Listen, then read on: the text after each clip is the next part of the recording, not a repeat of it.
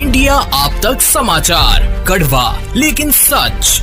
विश्वास सदियों का, विरासत अपनों की, हर पीढ़ी जिसे पहचाने वो चमक रतनलाल सिवाफना ज्वेलर्स की। नमस्कार, आप देख रहे हैं इंडिया आप तक न्यूज। मैं हूं आनंद शर्मा और आप देख रहे हैं कड़वा लेकिन सच। धुले जिले के शिरपुर तहसील से एक बड़ी और बेहद गंभीर खबर सामने आई है। आरोप है कि भावेर गांव में गांवठाण जमीन के नाम पर करीब 200 करोड़ रुपए का बड़ा घोटाला हुआ है। सवाल सिर्फ जमीन का नहीं है, सवाल है गरीबों के हक का, सरकारी व्यवस्था की पारदर्शिता का और उस सिस्टम का जिस पर गांव के लोग भरोसा करते हैं। मामले में ग्रामस्थ भगवान हिरामन कोली ने सरपंच, ग्राम सेवक और ग्राम विस्तार अधिकारी पर गंभीर आरोप लगाए हैं। शिकायतकर्ता का कहना है कि सरकारी गांवठाण जमीन की नियमों के खिलाफ बिक्री कर करोड़ों रुपए का भ्रष्टाचार किया गया। आरोप है कि जिन जमीनों का उपयोग गांवठाण विस्तार और गरीबों के कल्याण के लिए होना था, उन्हें निजी लोगों को बेच दिया गया। मिली जानकारी के अनुसार मौजे भावेर के गट नंबर 3/1, गट नंबर 2/1 और गट नंबर 2/2 की जमीन, जिसकी कीमत करीब 200 करोड़ रुपए बताई जा रही है, उसे नियमों को नजरअंदाज कर बेचा गया। इस पूरे मामले ने जिले में खलबली मचा दी है। इस कथित भ्रष्टाचार का असर गांव की जरूरतमंद महिलाओं पर भी पड़ा है। संगीताबाई हिम्मत धनगर, जिन्हें शासन की ओर से घरकुल मंजूर हुआ, लेकिन आज तक उन्हें घर बनाने के लिए जमीन नहीं मिली।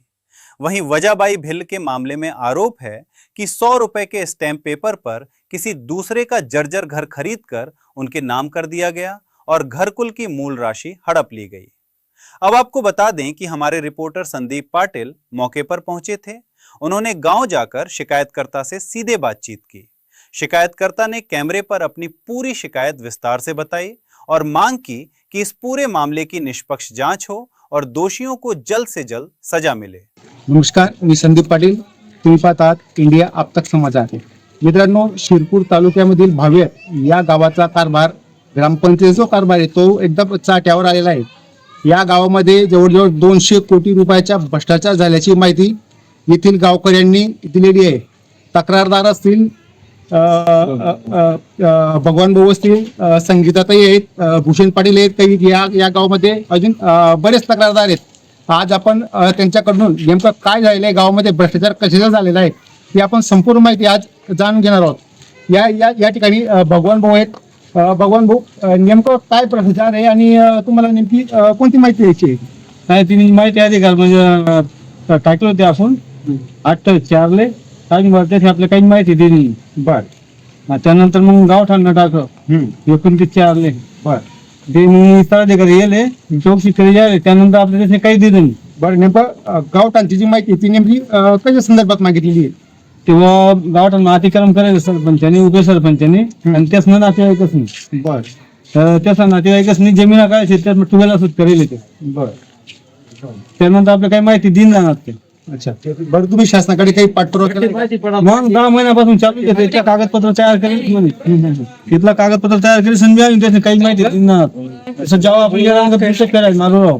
अच्छा अच्छा, या ठिकाणी संगीताताई सुद्धा असतील, त्यांचं घरकुल मंजूर झालेलं आहे, पहिला हप्ता पहिला आहे, परंतु अद्याप त्यांना जागा उपलब्ध नाहीये। ही एक तक्रार त्यांची आहे। संगीताताई, तुमचं घरकुल कोणत्या वर्षी मंजूर झालं?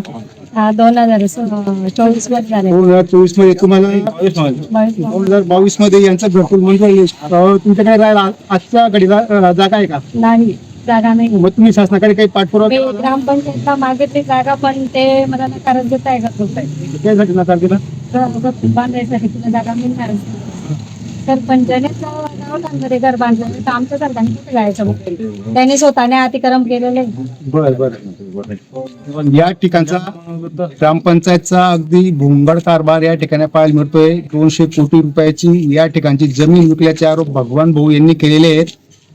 शासनाचा कुठेही या ठिकाणी उल्लेख होताना दिसत नाही।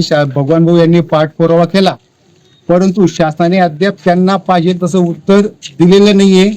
शासनाची परवानगी आहे का? फक्त गावठाण विक्री करण्यासाठी राज्य शासनाची परवानगी लागते, परंतु ग्रामपंचायतीने असं केलेलं नाहीये। या ठिकाणी स्पष्ट होतं, कारण की ते उत्तर देताना कुठेतरी चुकतायत। दुसरं असं या ठिकाणी समजतंय की सरपंच असतील, ग्रामसेवक असतील, BDO साहेब असतील, यांनी या भ्रष्टाचारात यांचा हात आहे असं भगवान भाऊ यांचं प्राथमिक माहिती यांनी दिलेली आहे. परंतु या समितीवर BDOचीच नेमणूक का झाली, दुसरे अधिकारी या ठिकाणी का आले नाहीत, हा एक मोठा प्रश्न या ठिकाणी उपस्थित होतोय. या ठिकाणी तुम्ही पाहत असाल या आजी सुद्धा आहेत, यांची सुद्धा या ठिकाणी तक्रार आहे. आजी काय तक्रार आहे ग्रामपंचायतबद्दल? आणि ते चेक पण दिले तुम्ही? आणि मतमध्ये बरं, नेमकं चेक कशाचे होते? बरं, तुम्ही चेक होते या आजी असतील. आजी तुमचं नाव काय? वजाबाई दशरथ भिल यांना जुनं घरकुल विकत यांना दिलेलं आहे, परंतु त्यापासून एक चेक यांना मिळाले नाही. या ठिकाणी भूषण भाऊ असतील, यांची सुद्धा ग्रामपंचायत मध्ये काहीतरी तक्रार आहे. भूषण भाऊ काय तक्रार? जन्म कोणी द्यावं मागे चोपड्याचे कोमलताई यांना आणलं होतं पत्रकार म्हणून. त्यांनी मध्ये विचारलं की 2 वर्षामध्ये किती का मीटिंग झाल्या, तुमच्या किती ग्रामसभा झाल्या आहेत. त्यांनी न विचारता मायला डायरेक्ट सांगितलं की घर पे चल अम्मा, ये क्या पत्रकार लोगों लाया तुमने.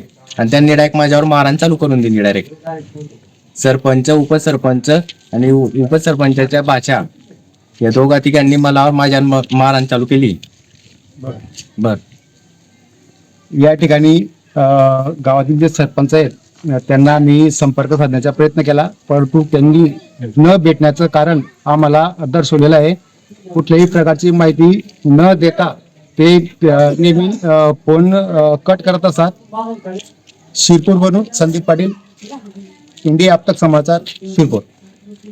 ग्रामस्थों की मांग साफ है, संबंधित जमीनों की तत्काल मोजनी हो, अवैध बिक्री से मिली रकम वापस सरकारी खजाने में जमा कराई जाए और इस कथित घोटाले में शामिल सभी लोगों पर आपराधिक कार्रवाई हो. लेकिन कहानी यहीं खत्म नहीं होती.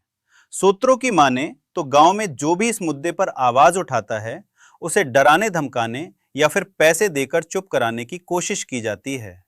अगर ये आरोप सच हैं तो ये सिर्फ जमीन घोटाला नहीं बल्कि लोकतांत्रिक आवाज को दबाने का भी गंभीर मामला बन जाता है. अब सबसे बड़ा सवाल, क्या प्रशासन इस मामले को गंभीरता से लेकर जांच करेगा? क्या सच सामने आएगा और क्या गरीबों के हक की जमीन उन्हें वापस मिल पाएगी? फिलहाल इस पूरे मामले पर जिला प्रशासन और पंचायत समिति की कार्रवाई का इंतजार है. अगर आप भी मानते हैं कि भ्रष्टाचार के खिलाफ सख्त कार्रवाई होनी चाहिए तो इस वीडियो को लाइक करें, चैनल को सब्सक्राइब करें और अपनी राय कमेंट में जरूर बताएं. मैं आनंद शर्मा, इंडिया अब तक न्यूज के लिए, कड़वा लेकिन सच. इंडिया आप तक समाचार, कड़वा लेकिन सच.